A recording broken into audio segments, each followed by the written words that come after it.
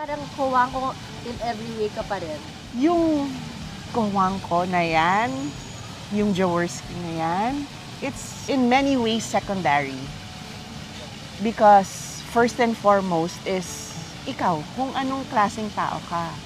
Pero in my experience, when I met his dad and I saw the kind of energy and passion for excellence, yung